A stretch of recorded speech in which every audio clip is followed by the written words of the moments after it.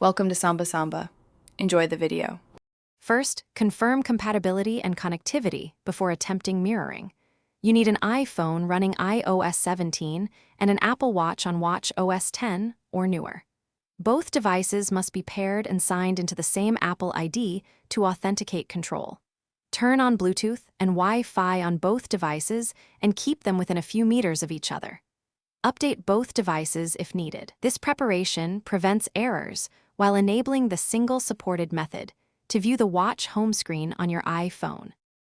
Open iPhone settings and navigate to Accessibility to find Apple Watch mirroring. Tap Apple Watch mirroring and toggle it on to allow the iPhone to control the watch interface. Approve any prompts asking to connect or control the watch using your Apple ID credentials. After enabling the feature, swipe down to open Control Center and look for the watch mirroring icon to start a mirroring session. Follow on-screen prompts, which may include tapping a confirmation on the watch itself to complete the connection.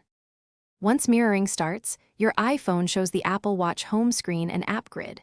Use touch, gestures, or assistive inputs on the iPhone to open apps and navigate the watch interface.